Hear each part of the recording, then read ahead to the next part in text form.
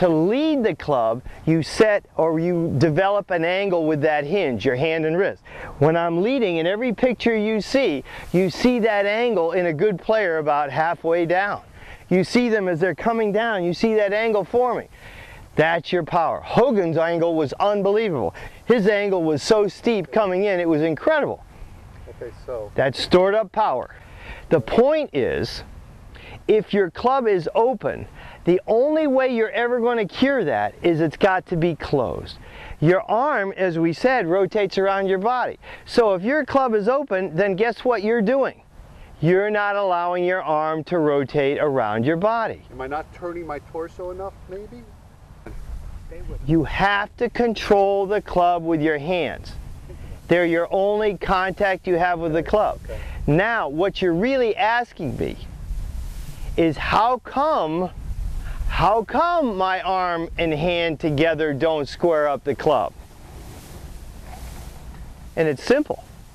Because you have way too much tension in your left arm and hand. I thought before you mentioned the right arm and hand. Could it be both? I just have to keep them both more loose? It can always be both. They're independent. Okay. But here's the deal.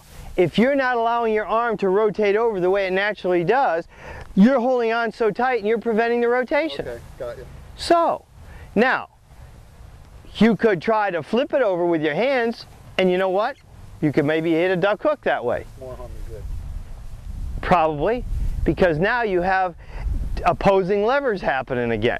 Your arm is going this way, your hands are going this way, you're out of control. You might hit a hook into the woods or into the water, and that's not going to make you happy. The point is, what good players do is they marry their hand and wrist and forearm. If a good player could fuse their hand and wrist and their forearm, man, I'll tell you what, they'd hit the ball very straight and pretty long. The speed is in the rotation of your arms. Your hands and wrists enhance it, but your hands and wrists are your #1 speed producer, but they are definitely your weakest link. And the minute you have those weak links running all over the place wild, you're going to have an issue. What was your question that you wanted? So, I want you to just pay attention for a second here and watch this swing. And I want you to see if I use my hands and wrists to a big amount. You would have to say which part of my body is dominating this swing more than the other part. Definitely your arms. There you go. Because my arms already do this for you. When you start trying to time the flip of your hands, that's when you get into trouble. This is why Hogan fought a hook for 10 years before he won a tournament on the tour. This is why a good player who's maybe a 3 to 5 handicap can't play the consistent rounds they'd like to play. They have good days, but it's all based on the timing of their hands and wrists, which is their weakest link. Good players feel the path of their arm and hand working together. Wait, repeat. Good players feel the path of the swing through their arm and hand working together.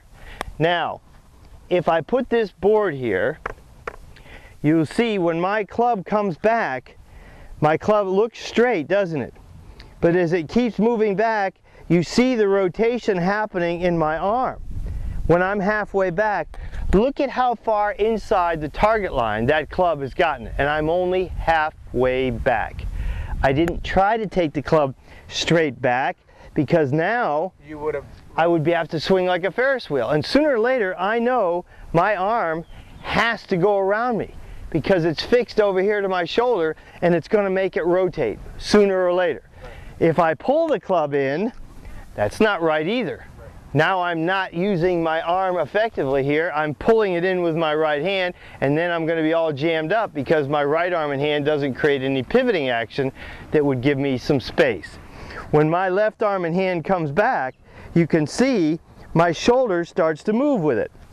You can see it better this way. As my shoulder starts to move, as my arm goes back farther, it creates a torque on my shoulder. So your first move is your shoulder? Bringing it back with your shoulder? Or what did I just say?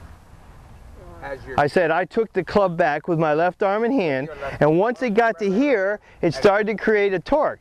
So you have to think a little bit first. Right. Okay? Right. Got it. There's good stuff here. But you gotta think about it, because if it gets, you're gonna lose the main things here. Don't get ahead of me, just stay with me. If my left arm comes back, once it gets to a certain point, it creates enough torque on my left shoulder now, or my lead shoulder. If I was a right-hander or a left-hander, it would be the opposite. My arm gets back, now my shoulder starts to move in response to my left arm. If I cock the club up just with my hands, I would not create any of that torque, which would not allow my shoulder to move.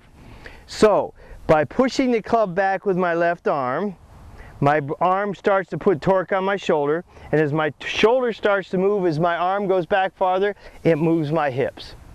And as my hips start to move, because my arm keeps going back, putting more torque on my shoulder to force it to move, my legs start to move.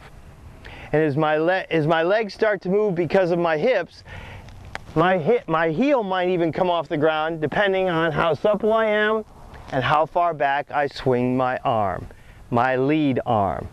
That's how a pivot is born. That's what creates it. Not you trying to turn your body. You accomplish nothing. Turning your shoulders doesn't turn the club back. Impossible for me to turn my shoulders and expect my arm to go back.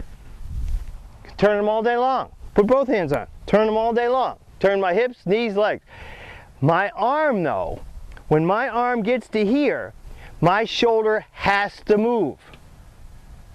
Or if it doesn't move because I've resisted, I will find a way instinctively to just use my hands to take the club back. But if I keep the width, like so, my shoulder will move because I put the torque on it to move it.